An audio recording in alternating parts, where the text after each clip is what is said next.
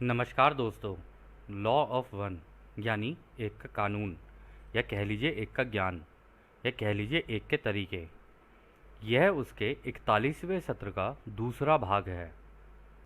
दोहराया जाता है कि इस किताब द्वारा दी गई सभी सूचनाएं और जानकारियां आप जान भी सकते हैं, मान भी सकते हैं, नज़रअंदाज भी कर सकते हैं और नकार भी सकते हैं, क्योंकि यह आपकी स्वतंत्र इच्छा या फ्री विल है, जो कि एक अनंत रचयिता द्वारा आपको दी गई है। एक बात और कही जाती है कि लॉ ऑफ वन पूरी तरह से सभी के लिए फ्री है। यदि कोई इकाई या व्यक्ति इसको निजी स्वार्थ के लिए इस्तेमाल करे तो वह उसकी व्यक्तिगत जिम्मेदारी होगी। और साथ ही साथ यह भी कहा जाता है कि यदि कोई व्यक्ति इसको अपनी भाषा में परिवर्तित करके दूसरों से साझा करना चाहे या फिर इन वीडियोस को अपने चैनल पर चलाना चाहे तो वह भी ऐसा कर सकता है, क्योंकि वह भी उसकी फ्री विल है। तो पहला सवाल डॉन करते हैं। मैं उस प्रश्न के साथ समय बर्बाद नहीं करना चाहता था, लेकिन आपने बस उस विशेष एक कोशिका यानी कि सिंगल सेल के बारे में बताया था। क्या इस पॉलीमॉर्फस डाइनोफ्लैगलेट में नारंगी ऊर्जा केंद्र है? तो रा कहते हैं हाँ, यह सही है।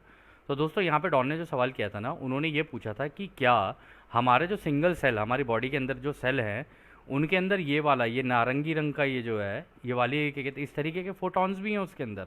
तो रा ने कहा हाँ, सही है। फिर डॉन कहते हैं, क्या यह ऊर्जा केंद्र बहुत छोटे पैमाने पर इंसानों के नारंगी ऊर्जा केंद्र से संबंधित है? तो रा कहते हैं, इस ऊर्जा केंद्र का असली रंग ठीक वही होता है। हालांकि दूसरी घनत्वता की चेतना की शुरुआत प्राचीन यानी प्रिमिटिव है, और नारंगी किरण का उपयोग खुद को व्यक्त करने तक ही सीमित है, जिसे गति करने और जीवित रहने, सर्वाइवल के रूप में देखा जा सकता है। तो दोस्तों, वो वही कह रहे हैं, वो कह रहे हैं कि देखो, होते तो ये सारे के सारे जितने भी तुम्हारे अंदर हैं, सारी चीज़ें हैं, ठीक है ना, क्योंकि ये भी इन तरंगों के अंदर ये फोटॉन्स ही बने हुए हैं, फोटॉन्स के तरंगे हैं सारी की सारी। तो वो कह रहे हैं कि इसके अंदर होंगे तो सारे, लेकिन जो सेकंड डेंसिटी है, सेकंड डेंसिटी का मतलब हो गया जिसके अंदर अपने आप को जानने की कोशिश की जा रही है, ठीक है ना, तो उसके अंदर सर्वाइवल, जैसे हम लोग अपनी ज़िंदगी जी रहे होते हैं, सर्वाइवल और ये सारी चीज़ें लगभग उसी के अंदर चल रही होती हैं, और इसमें हम एक दूसरे के साथ अपने आप को व्यक्त कर रहे होते हैं। अब ये केवल हम नहीं, ये जानवरों के अंदर भी होता है। जानवर भी तो एक दूसरे के साथ व्यक्त कर रहे होते हैं अपने आप को, मतलब बातें कर रहे होते हैं, या जैसे भी उनकी अब आंखों आंखों में बात हो, या वो भी तो टेलीपैथी के थ्रू कनेक्टेड रहते हैं, आपस में बात कर लेते हैं। इसी तरीके से पेड़ पौधे भी कर लेते हैं। तो वो कह रहे हैं कि सेकेंड डेंसिटी में तो इसी तरीके से चलता है काम। फिर वो कहते हैं, तीसरी घनत्वता में इस समय वह लोग जो नारंगी किरण से चिपके हुए हैं, उनमें विकृतियों की एक अधिक जटिल प्रणाली होती है, जिसके माध्यम से नारंगी किरण मैनिफेस्ट होता है।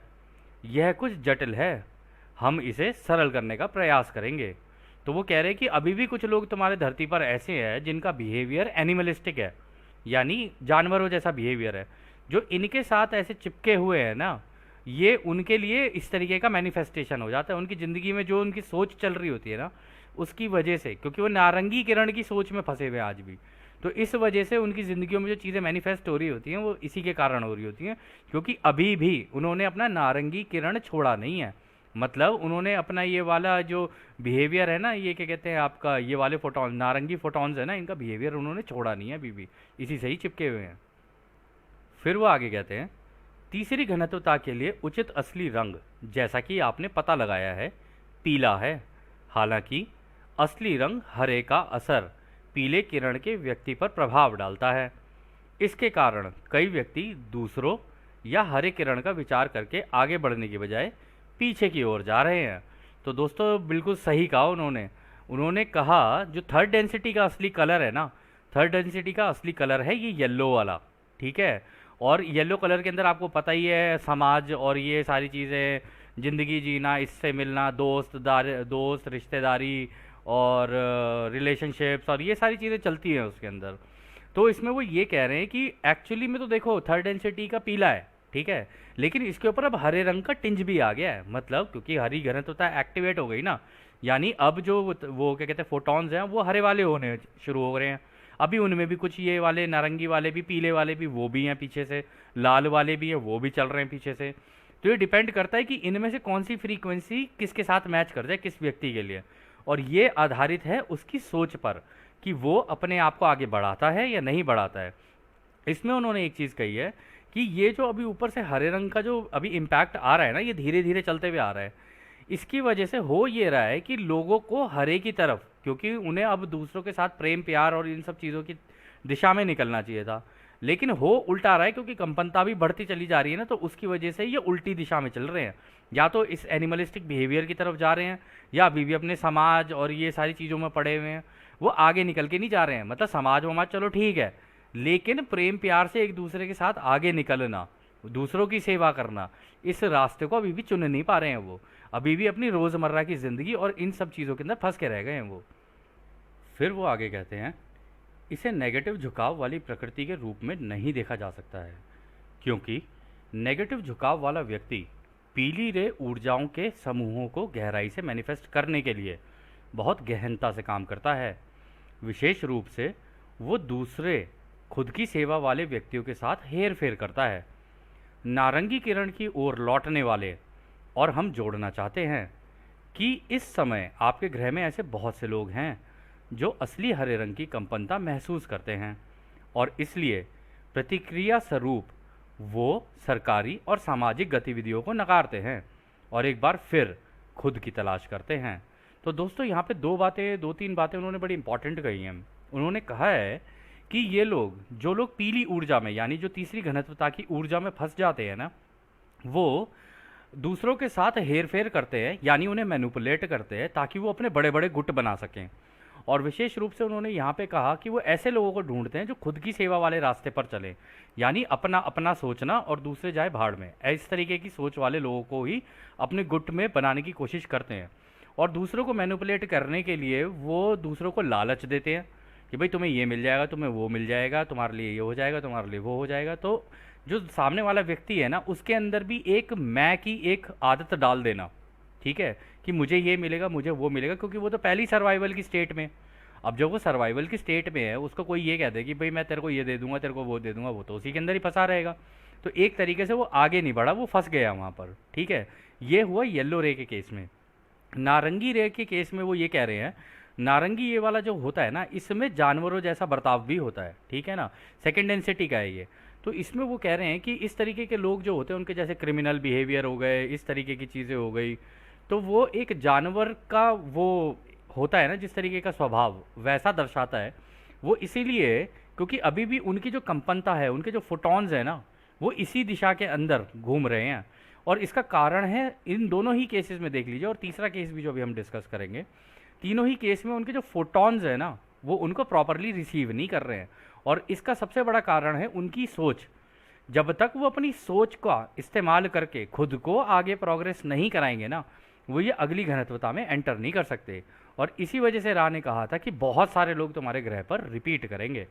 और फिर इसमें उन्होंने आगे कहा, जो लोग हरी कंपनता महसूस कर रहे हैं इस टाइम पर, वो इस तरीके के सरकारी गुटों में, यानी इनकी सरकारी जो पार्टियां होती हैं, ये सारी चीज़ें हर पूरे ग्रह की अगर बात करें तो कह रहे उनका हिस्सा बनना भी पसंद नहीं करेंगे, और ना ही किसी तरीके की सामाजिक गतिविधि के अंदर वो जाएंगे। जैसे बड़े बड़े गुट होते हैं, इनका हिस्सा बनना, ये करना वो करना, वो इतना पसंद नहीं करते हैं। वो एक बार फिर से खुद की तलाश करते हैं, यानी खुद को जानने के लिए निकलते हैं। और जब वो खुद को जानने के लिए निकलते हैं ना, तब ही उनको ये एक का ज्ञान समझ में आना शुरू होता है कि हाँ भाई, पहले मैं जानूँ तो सही कि मुझे करना क्या है। मेरी इस धरती के ऊपर काम पैदा हुआ हूँ, तो ऐसी थोड़ी ना खा पी के जिंदा हुआ, फिर पैदा हुआ, फिर वही दिनचर्या चली, और फिर वही सारे काम किए और फिर मर गया, ऐसे थोड़ी ना। इसलिए वो इस तरीके के सवाल उनके दिमाग में उत्पन्न होने शुरू हो जाते हैं, और वो फिर धीरे धीरे इस हरी वाली कंपनता की तरफ अपना झुकाव करना शुरू कर देते हैं, यानी दूसरों से प्रेम और दूसरों से प्यार और दूसरों के साथ एक लगाव, और उनके साथ उनकी सेवा करते हुए, यानी उनकी मदद करते हुए उनको भी आगे निकालना और खुद भी आगे निकलना। फिर वो आगे कहते हैं, हालांकि पीली किरण ठीक से विकसित नहीं होती है, जो कि व्यक्ति की व्यक्तिगत कंपनता से उसकी दरों को संतुलित करता है, जिस कारण व्यक्ति को अपने पर कार्य करके इसे सक्रिय करना और खुद को संतुलित करना पड़ता है। इस प्रकार इस स्थान समय के बंधन में नारंगी किरण मैनिफेस्ट हो जाता है। तो देखा, उन्होंने यही कहा कि ये जो येलो वाली जो रे है ना, इसके अंदर वो जब फंस जाते हैं तो वो अपने आप का संतुलन नहीं बना पाते, क्योंकि वो तो एक दिशा में बह गए। ये तो बहाव ही हुआ ना कि आप एक गुट का हिस्सा बने, आप उसी गुट के बारे में सोच रहे हो और उसी गुट के लिए जो काम करना है वो करे चले जा रहे हो। अब उसमें अपना फ़ायदा भी देख रहे हो सकता है आप ये भी देख रहे हो दूसरे का फ़ायदा हो। लेकिन कोई किसी ना किसी मोटिव, किसी ना किसी लालच की वजह से आप उस दिशा में जा रहे हो, तो आप बह गए उसके अंदर, जबकि आपको संतुलन बनाना था। और जब वो संतुलन नहीं बन पाता है ना, तो धीरे धीरे धीरे धीरे ये आपके ऊपर हावी होने लग जाता है। नारंगी, ये जो पीली किरण है हावी होने लग जाती है, और जो पीछे से नारंगी किरण होती है, आप धीरे धीरे आगे जाने की बजाय, हरे वाले के जाने के बजाय उल्टी दिशा में निकल जाते हो, क्योंकि लालच इतना बढ़ जाएगा आपके अंदर कि आप उस चीज़ को पाने के लिए इस दिशा में भी, नारंगी वाली वो जैसे जानवरों वाला बिहेवियर होता है, उसके अंदर भी उस दिशा में भी पहुंच सकते हो आप। ठीक है ना। तो ये पॉसिबिलिटी और प्रोबेबिलिटीज़ होती है जिसकी वजह से इस तरीके का होता है, और इसी वजह से ये नारंगी किरण मैनिफेस्ट होती है। ठीक है ना। फिर वो आगे कहते हैं, इस प्रकार असली रंग नारंगी वह है जो बिना किसी विभाजन का है, हालांकि इसका या किसी भी अन्य किरण का मैनिफेस्टेशन मन, शरीर या व्यक्ति की कंपनता के स्तरों और संतुलन के आधार पर अलग अलग रूप में देखी जा सकती है, जो इन ऊर्जाओं को व्यक्त करते हैं। तो वो कह रहे हैं कि इसमें भी तुम देखोगे अलग अलग तरीके के लोग मिलेंगे तुम्हें। वो कह रहे हैं कि ये जो नारंगी किरण होती है ना, ये बिना किसी विभाजन की है, ये प्योरली सर्वाइवल, लालच और इन सब चीज़ों के ऊपर की बेस्ड है। इसके अंदर कोई विभाजन नहीं है, ये तो एक ही दिशा देखती है और एक ही दिशा में चलती है, और इसके कारण उनके अंदर संतुलन भी नहीं होता है। ठीक है। और संतुलन ना होने के कारण, क्योंकि ये किसी के अंदर ज़्यादा तेज़ी से कांप रही होगी, किसी के अंदर कम तेज़ी से कांप रही होगी, यानी किसी के दिमाग में, सोच में ज़्यादा है झुकाव इस तरीके का, या किसी के दिमाग में हल्का सा कम है।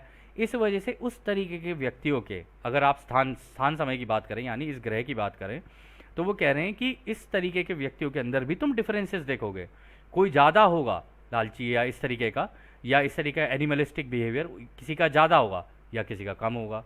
कोई साइकोपैथ हो सकता है बिल्कुल, कोई कम साइकोपैथ हो सकता है, कोई बिल्कुल केवल लालच है उसका, वो उतना ही उसके लिए हो जाए, उतना ही उसके लिए बहुत है। तो इस तरीके की चीज़ों में व्यक्ति फंस जाता है और संतुलन नहीं बन पाता, तो वो इस हरे चक्र के अंदर ना एंटर नहीं कर पाता है, क्योंकि उसे पता ही नहीं है कि भाई अगली घनत्वता तो प्रेम और रोशनी की है। उसके लिए ये प्रेम और ये रोशनी, इन दोनों की अंडरस्टैंडिंग लेनी बहुत ज़रूरी है। हालांकि रानी कहा है कि ये प्रेम और अंडरस्टैंडिंग तुम्हारी घनत्वता नहीं है, ये तो अभी आ रही है पीछे से चल के। तुम जितना अपना झुकाव इसकी दिशा में बनाते जाओगे ना, तो ही तुम एंटर कर पाओगे इसके अंदर, वरना तुम भी रिपीट कर जाओगे, तुम सरवाइव नहीं कर पाओगे इसके अंदर। फिर अगला सवाल डाउन करते हैं, क्या आप मुझे सबसे सरल और पहले व्यक्ति बता सकते हैं जिसमें दोनों नारंगी और पीली किरण ऊर्जा केंद्र हो? तो राय इसका जवाब देते हैं, आपके ग्रह पर पीली किरण का पहला अनुभव करने वाले वो पशु और पेड़ पौधे हैं जिन्होंने प्रेम क्रिया के तरीकों के द्वारा प्रजनन की आवश्यकता को समझा, या वे लोग जो जिंदा रहने और विकास के लिए किसी न किसी रूप में दूसरों पर निर्भर होना आवश्यक समझते हैं। तो दोस्तों देखो, यहाँ पर भी राय ने क्लियर कर दिया। उन्होंने कहा ये देखो, पीली किरण के अंदर जितने भी होंगे ना, ये जो हमारे पेड़ पौधे पशु हैं, उन्होंने भी प्रेम क्रिया का इस्तेमाल करके बच्चे पैदा करना और इन सारी चीज़ों का उन्होंने आवश्यकता को समझा, और इसी के अंदर है वो उनको लगता है कि ये बच्चे पैदा करना और ये सारी चीज़ें करना, ये एक नेसेसरी एक्टिविटी है उनके लिए भी, मतलब पीली में। और यही इंसानों को भी लगता है कि भाई ये ज़रूरी है बच्चे पैदा करना और ये सारी चीज़ें, उनको लगता है अदरवाइज़ खालीपन रहेगा या अकेलापन रहेगा।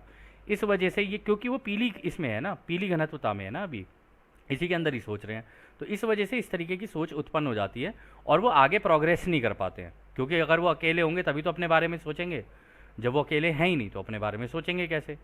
फिर वो आगे कहते हैं कि ऐसे भी हैं लोग जो जिंदा रहने के लिए और विकास के लिए दूसरों पर निर्भर होना आवश्यक समझते हैं, यानी कि एक तरीके से पैसे के ऊपर निर्भर होना या दूसरों के ऊपर निर्भर होना कि भाई मुझे ज़िंदा रहना, इस व्यक्ति की बहुत ज़रूरत है मेरे जीवन में, यानी कि शादी कर ली, ये कर ली, भाई कोई ना कोई होना चाहिए, तभी जाके तुम अपने विकास और अपना ज़िंदा रह पाओगे। तो इस तरीके की सोच, यहाँ पे सोच को दर्शा रहे हैं रा। इस तरीके की सोच जो है ये पीली वाली सोच है, पीली वाली किरण की सोच है, इसका मूल कारण ये पीली किरण ही है। फिर अगला सवाल डाउन करते हैं, और फिर कौन सी व्यक्ति सबसे सरल होंगे जिसमें लाल, नारंगी, पीले और हरे रंग की सक्रियता होगी, मतलब चारों जिसके अंदर बैलेंस्ड हो? तो राय इसका जवाब देते हैं, यह जानकारी पिछले सत्र 35.1 में बताया गया है। शायद आपके सवाल को सरल बनाने के लिए हम फिर बताते हैं। प्रत्येक ऊर्जा केंद्र को तीसरी घनत्वता में संभावित रूप से सक्रिय देखा जा सकता है। दूसरी घनत्वता के अंतिम पड़ाव वाले व्यक्तियों में ये क्षमता होती है। यदि वे अपनी कंपनता के अनुभव का ठीक से इस्तेमाल करें तो उनका ग्रीन रे ऊर्जा केंद्र सक्रिय हो सकता है। तो उन्होंने बोला है कि ये जो पीली में जो कांप रहे होते हैं ना, जो मतलब इस धरती के बनाए हुए तरीकों में और जो सामाजिक तरीके हैं, इन सब चीज़ों को जानते हुए भी इनके अंदर अगर संतुलन बना ले किसी तरीके से, और दूसरों की प्रेम और दूसरों से प्रेम और उनके साथ उनकी सेवा और उनकी मदद के रास्ते पर निकले, तो उनका ग्रीन रे एक्टिवेट हो सकता है। और ये ग्रीन रे एक्टिवेशन ही ज़रूरी है अगली घनत्वता में जाने के लिए। तो वो ये कह रहे हैं कि देखो, रहेंगे तो सारे चक्र सबके अंदर, लेकिन एक्टिवेट सबको करने पड़ेंगे। अगर किसी ने एक्टिवेट नहीं किए तो फिर उसके लिए दिक्कत हो जाएगी, फिर वो आगे नहीं निकल सकता। और ये उसको संतुलन बना के जानबूझ के करना है। ऐसा ना हो कि वो बस इमोशंस में बह के कर रहा हो दूसरों के लिए। इमोशंस में बह के ये हो सकता है कि भाई वो किसी और घनत्वता से वॉन्डरर बन के यहाँ पर आया हो तो इसलिए ऐसा कर रहा हो, लेकिन यहाँ पर भी एक वॉन्डरर भी होगा ना, उसको भी संतुलन बना के चलना पड़ता है। ऐसा नहीं कि वो बह जाएगा किसी के साथ। तो ये सारी चीज़ें उनको जानबूझ के करनी पड़ती हैं और एक संतुलन बना के अपने ये चौथी घनत्वता के चक्र को एक्टिवेट करना पड़ता है, जानबूझ के। फिर वो आगे कहते हैं, तीसरी घनत्वता के जीव में पूर्ण आत्मा जागरूकता की क्षमता है। इस प्रकार सभी ऊर्जा केंद्रों को थोड़ा थोड़ा सक्रिय किया जा सकता है। चौथी, पांचवी और छठी घनत्वता वे हैं जिनमें ऊपर के ऊर्जा केंद्रों को बेहतर बनाया जाता है।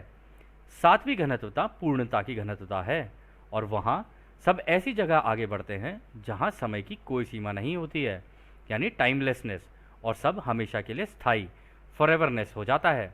तो दोस्तों यहाँ पर वो ये कह रहे हैं कि देखो, तीसरी घनत्वता में तो सबके अंदर ये है, सारे के सारे जो ऊर्जा केंद्र हैं उनके अंदर सबका ओपन है ये। अब चाहो तो एक्टिवेट कर लो, नहीं चाहो तो मत करो। और उसके उन्होंने ये कहा है, चौथी, पांचवी और छठी घनत्वता वो हैं जहाँ पर ऊपर के ऊर्जा केंद्र यानी हरा, आपका नीला, इंडिगो, इनका इस्तेमाल होगा वहाँ पर। ठीक है, तो जब इनका इस्तेमाल आप करते करते आगे जाओगे ना, सातवीं घनत्वता में जब आप पहुँचोगे, यानी कि सातवीं घनत्वता हो गई जब आप इस गैलेक्टिक सेंटर में पहुँच जाओगे, तब आपके अंदर की जितनी भी चीज़ें हैं टाइमलेसनेस की स्टेट में चली जाती हैं और आप फॉरएवरनेस में चले जाते हो, यानी आप अमर हो जाते हो एक तरीके से इसके अंदर जाके। अब आप प्योर रोशनी बन चुके हो और कुछ नहीं हो, अब आप प्योर रोशनी हो। और टाइमलेसनेस की स्टेट उन्होंने इसलिए कही क्योंकि अब यहाँ से इस गैलेक्टिक सेंटर से बैठे बैठे आप इस पूरी गैलेक्सी में किस ग्रह पे क्या चल रहा है, इन सब की जानकारियाँ आपके दिमाग में आ जाती हैं। तो बेसिकली आपको ऐसे सेपरेट अनुभव लेने की ज़रूरत नहीं है, सारे अनुभव ही एक जगह पर ले रहे हो, तो आप दूसरों के भी और अपने भी सारे अनुभव एक जगह पे चल रहे होते हैं। टाइमलेसनेस आप ऐसे समझ सकते हो इस चीज़ को कि आपके सामने एक ऐसा टीवी है जिसमें सारी फिल्में एक साथ चल गई, हर व्यक्ति की फिल्म, जिंदगी की फिल्म आप एक साथ देख पा रहे हो और उसको देखकर आप अनुभव ले रहे हो पूरा बैठ के आराम से। टीवी देखते हैं हम लोग, फिल्में देखते हैं, कर क्या रहे होते हैं हम लोग? अनुभवी तो ले रहे होते हैं, वो भी तो अनुभवी है अपने आप में, उससे भी कुछ ना कुछ सीख रहे होते हैं। उसकी वजह से भी कई लोगों का झुकाव बन जाता है जब हम टीवी देख रहे होते हैं, न्यूज़ देख रहे होते हैं, ये सारी चीज़ें कर रहे होते हैं। आप नोटिस करोगे जैसी चीज़ें आप देख रहे होगे उस तरीके का आपका झुकाव होना शुरू हो जाएगा, क्योंकि आप उससे इन्फ्लुएंस हो रहे हो, आपके दिमाग पे उसका इम्पैक्ट पड़ रहा है, समझ रहे हो। लेकिन यहाँ गैलेक्टिक सेंटर में जाने के बाद अब आप सबके अनुभव ले सकते हो, यानी कि सारे टीवी चैनल एक साथ ही चलेंगे अब आपकी आंख के सामने और अब आप सारे बैठ के सबका अनुभव लो। फिर अगला सवाल डॉन करते हैं, ठीक है, तो क्या एक जानवर जो कि दूसरी घनत्वता में है उसमें सारे ऊर्जा केंद्र होते हैं लेकिन सक्रिय नहीं हुए हैं? तो रा कहते हैं हाँ, यह बिल्कुल सही है। तो देखा, उन्होंने जानवर के बारे में भी बता दिया। उन्होंने कहा इसका मतलब जो जानवर होते हैं उनके अंदर भी सारे ऊर्जा केंद्र होते हैं लेकिन एक्टिवेट नहीं हुए होते। जैसे जैसे वो अपने अनुभव करते करते आगे बढ़ेंगे वैसे वैसे वो एक्टिवेट होते चले जाएंगे। फिर अगला सवाल डॉन करते हैं, अब दूसरी घनत्वता में जानवर रोशनी से बने होते हैं जैसे कि सारी ही चीज़ें बनी होती हैं। मैं यह समझने की कोशिश कर रहा हूँ कि रोशनी जिससे जानवर के विभिन्न शरीरों बनते हैं, इसका संबंध कैसे उन ऊर्जा केंद्रों से है जो सक्रिय हैं और जो सक्रिय नहीं हैं, और यह कैसे लोगोस के साथ जुड़ा हुआ है? यह सवाल पूछना थोड़ा कठिन है। क्या आप मुझे उस पर किसी प्रकार का उत्तर दे सकते हैं? तो सवाल तो बिल्कुल सही है। वो कह रहे हैं इसका मतलब जानवर भी जो बने हुए हैं उन पर भी तो ये फोटॉन्स और ये सारी रोशनी के बने हुए हैं, वो उनके ऊपर भी ये इकट्ठे हो रखे हैं। ठीक है, और हर चीज़ के ऊपर ये इसी तरीके से बनती है। तो ये सारा होलोग्राफिक चल रहा है एक तरीके से। ठीक है ना, जैसे एक मूवी के अंदर एक होलोग्राफिक फिल्म सी चल रही होती है और उनके अलग अलग तरीके के शरीर भी बने होते हैं। तो वो ये कह रहे हैं कि जब उनके ये जो ऊर्जा केंद्र हैं जब बने तो वो फोटॉन से हैं, तो उनके अंदर कैसे एक्टिवेटेड है कुछ, और कुछ एक्टिवेटेड नहीं है, और ये लोगोस से यानी हमारे गैलेक्टिक सेंटर से कैसे जुड़ा हुआ है? रा इसका जवाब देते हैं, इस जवाब से आपकी सोच विकास क्रम के किसी भी यांत्रिक दृष्टिकोण की तरफ मुड़ सकती है। यानी कि आप इसे यांत्रिक तरीके से ना सोचें। हर विकसित होने वाले व्यक्ति के अंदर लोगोस ने अपनी इच्छा से अपनी ठहरी हुई ऊर्जा को रखा है। जैसे जैसे कोई व्यक्ति विकसित होता है तब ये उस व्यक्ति की इच्छा होती है कि वो कितनी जल्दी और बारीकी से अपने सारे ऊर्जा केंद्रों को सक्रिय और संतुलित करके अपने विकास के दर को तेज करता है या करती है। तो दोस्तों बड़ा सही जवाब दिया उन्होंने। उन्होंने कहा कि देखो, अगर हमने तुम्हें स्पेसिफिक जवाब दिया इसका तो तुम उसी दिशा के अंदर सोचने लग जाओगे और तुम्हारा झुकाव वहाँ पर हो जाएगा। तो इसलिए उसका जवाब तो हम देंगे नहीं, क्योंकि इससे तुम्हारी आज़ादी का उल्लंघन हो जाएगा। उन्होंने फिर ये कहा, तुम ऐसे सोच सकते हो कि ये जो लोगोज हैं ना, हमारे ये जो गैलेक्टिक सेंटर हैं, इन्होंने ब्लूप्रिंट तो हर चीज़ का बनाया हुआ है और सबके ऊपर रोशनी भी जा रही है। वो हमें रोशनी देते हैं, हम उनके ऊपर रोशनी डाल रहे होते हैं। तो सारी चीज़ें चल तो रही होती हैं, लेकिन ये जो ऊर्जा होती है ना, ये जो चारों प्राइमल फोर्सेस होती हैं, ये तो ठहरी हुई हैं, ठहरी हुई ऊर्जा है, मतलब रोशनी है। अब ये तो प्रत्येक व्यक्ति के ऊपर अपने अपने ऊपर है कि वो कैसे अनुभव लेता चले और अब उनको संतुलित करते रहे अपने अनुभवों को, और अपनी विकास दर को तेजी करे। या तो तेजी से निकलेगा या वो धीरे चलेगा। ठीक है ना, अगर वो खोया हुआ है इस माया जाल के अंदर फिर तो वो तेजी से आगे नहीं निकल सकता। लेकिन अगर उसने अपने आप को जानने की कोशिश की कि मुझे ये चीज़ अच्छी लग रही है तो क्यों लग रही है, वो चीज़ें बुरी लग रही हैं तो क्यों लग रही हैं, ऐसा है तो ऐसा क्यों है, वैसा है तो वैसा क्यों है, और सबसे इंपॉर्टेंट सवाल जो हमेशा हर चीज़ के लिए सवाल पूछना, क्यों क्यों क्यों। ये जो क्यों होता है ना, ये इस किसी भी व्यक्ति को ना आगे धकेल कर लेके जा सकता है उसकी अपने विकास दर को। ठीक है, तो इसके लिए ये सारी चीज़ें ज़रूरी होती है। तो रा ने भी यहाँ पर क्लियर कर दिया कि भाई संतुलन बना के आगे चलना होता है, और ये सबकी प्रत्येक फ्री विल पे है। कोई तेज़ी से निकलेगा, कोई स्लो निकलेगा, ऐसा ही होता है। फिर अगला सवाल डॉन करते हैं। धन्यवाद। कल या परसों के सत्र में आपने ऊर्जा केंद्रों के घूमने या गतिविधि के परिवर्तनशील गति वेरिएबल स्पीड के बारे में बताया था। उस घूमने की गति से आपका क्या मतलब था? तो यहाँ पर वो ये कह रहे हैं कि आपने जो अंदर के चक्र होते हैं, आपने कहा है कि वो स्पिन करते हैं, घूमते हैं, और उनकी अलग अलग स्पीड है। कोई अलग लेवल पे घूम रहा होगा, कोई अलग लेवल पे घूम रहा होगा, कोई धीरे काँप रहा होगा, मतलब कंपन की वजह से ही घूम रहा है वो, कोई धीरे काँप रहा होगा, कोई तेज़ काँप रहा होगा और तेज़ घूम रहा होगा। तो ये अलग अलग ये जो स्पीड है, इससे आपका क्या मतलब है?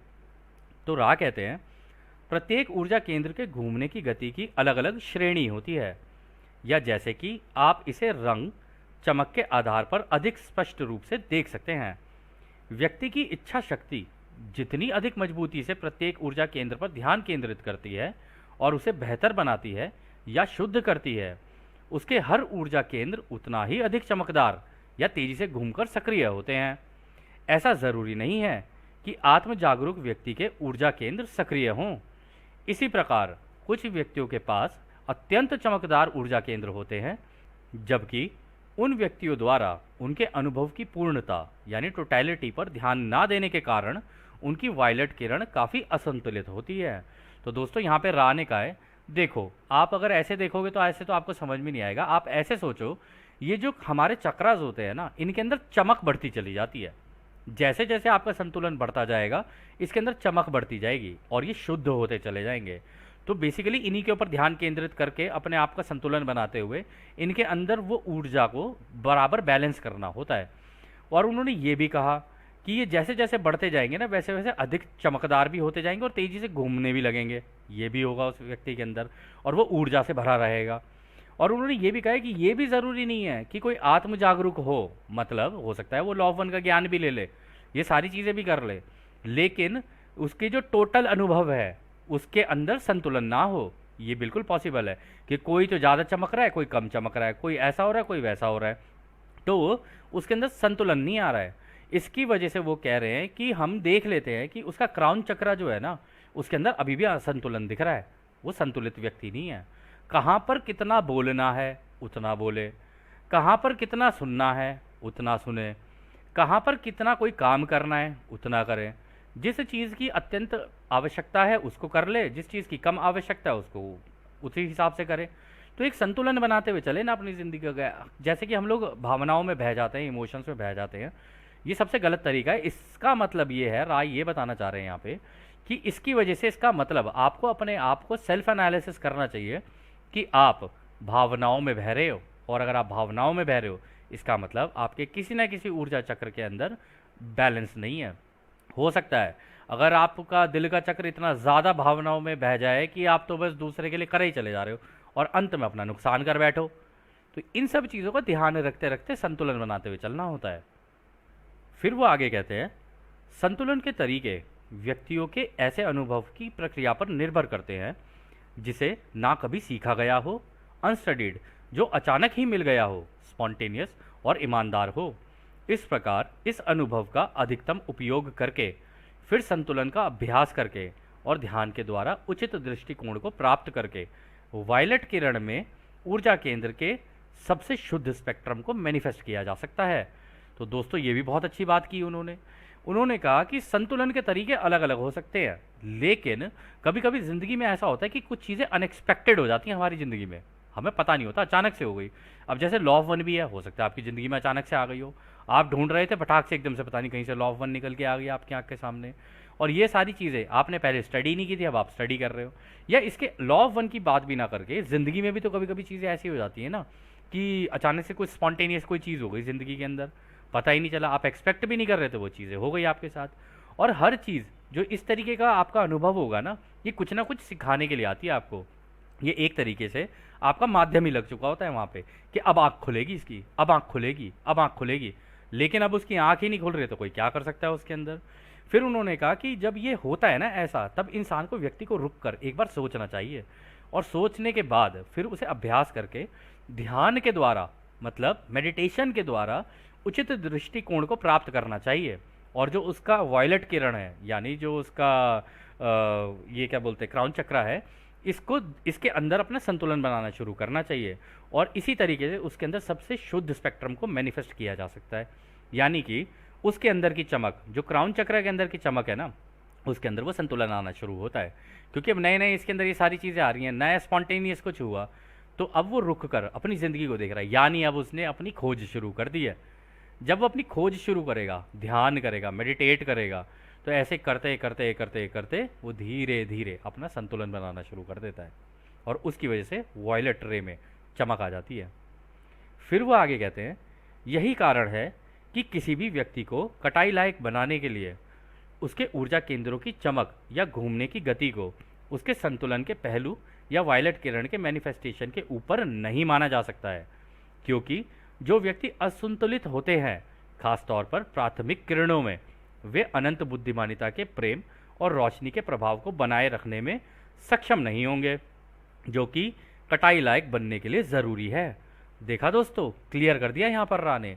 उन्होंने कहा भैया, अगली हार्वेस्ट में जाने के लिए, अगली घनत्वता में जाने के लिए उसको अपने ऊर्जा चक्रों के ऊपर काम करना ज़रूरी है। ऐसा ना हो वो क्या कहते हैं, इमोशंस में बह के कुछ काम कर दे।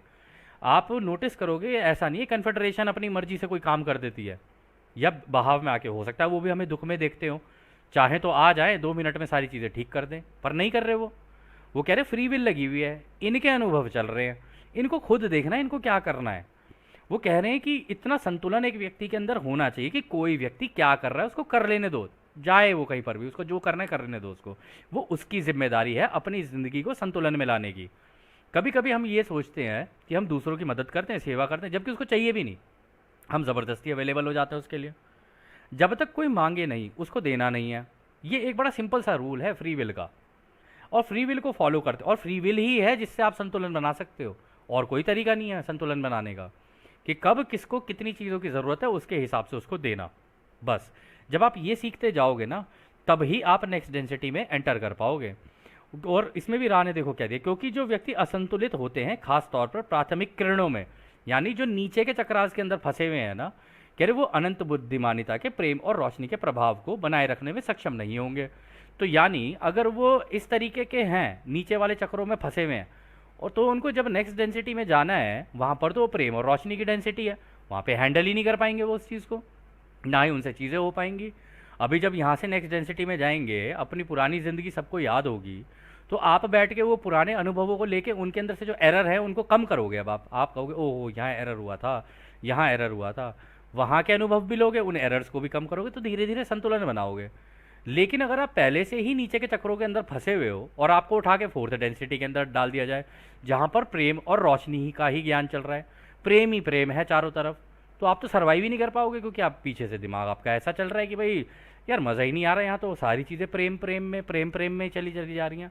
कुछ तो ऐसा हो, कुछ गड़बड़ी हो, कुछ एक्शन हो, कुछ ड्रामा हो, कुछ ये हो, कुछ वो हो। तो वो सारी चीज़ें ना इसी धरती के ऊपर जो है, ये चॉइस का प्लेनेट है, यहाँ पर हो सकती हैं। वहाँ पर तो आपको दूसरों की सेवा के रास्ते पर निकलना है, तो आपके अंदर संतुलन होना बहुत ज़रूरी है। आप वहाँ पर ये ड्रामा एक्शन और ये सारी चीज़ें हो सकता है पॉसिबिलिटी ना हो। वहाँ पर पहले आप ज्ञान ले रहे हो, अपनी पूरी सारे तरीके सीख रहे हो, आप सिद्धियाँ प्राप्त कर रहे हो, इन सिद्धियों का इस्तेमाल दूसरों के लिए कैसे करना है, दूसरे कोई ग्रह पर अगर लोग फंसे हुए हैं उनकी मदद कैसे करनी है, कि उनको कैसे आगे निकाला जाए। तो ये सारी चीज़ें करने के लिए एक बहुत ही जिम्मेदार तरीके से करना पड़ता है ये काम। ऐसे नहीं कि गए और किसी की मदद कर दी। तभी हम कहते हैं दोस्तों कि ज़रूरत से ज़्यादा किसी के लिए नहीं करना चाहिए, ज़रूरत से कम भी नहीं करना चाहिए। एक संतुलन बना लो, जब मांगेगा तो उसको दे दो, नहीं मांग रहा है और ये सोच के बैठा है कि मुझे अपने आप मिल जाए, तो एक तरीके से आपने उसको अपने ऊपर निर्भर कर लिया है। अगर वो आपके ऊपर निर्भर हो गया, तो आपने उसकी भी सेवा नहीं की और अपनी भी नहीं की, आपने उसको ग्रो करने का मौका ही नहीं दिया। और जब आपने उसको ग्रो करने का मौका नहीं दिया, तो उसकी एक तरीके से प्रोग्रेस रुक जाती है। तो इसलिए कहते हैं बच्चा गिर रहा है ना, उसको गिरने दो, कोई बात नहीं, चोट लगेगी उसके, सीख जाएगा धीरे धीरे। मतलब पहले वो अपने पाँव पे चलना, उस पे चलना शुरू करेगा, मतलब क्रॉल करेगा, फिर गिरेगा, फिर उठेगा। बच्चे को ऐसी तो सीखता है ना बच्चा।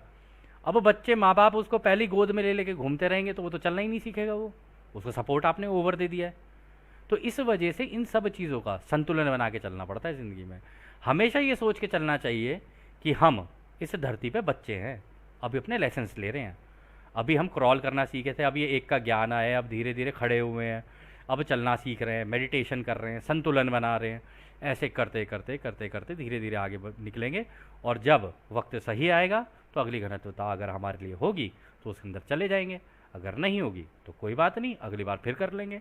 25,000 साल की साइकिल फिर मिलेगी ना। लेकिन हाँ, हम जानते हैं आप में से कोई भी नहीं चाहेगा कि यार ये दोबारा 25,000 साल की साइकिल रिपीट हो। तो उसके लिए सबसे सही तरीका देखो राह ने बता दिया है। आप अपने ऊपर काम कर सकते हो, दूसरे के लिए नहीं कर सकते। दूसरे के लिए क्या, आप सेवा कर सकते हो बस, कि मांगे तो दे दो, और वो भी तब जब तुम्हारे पास है।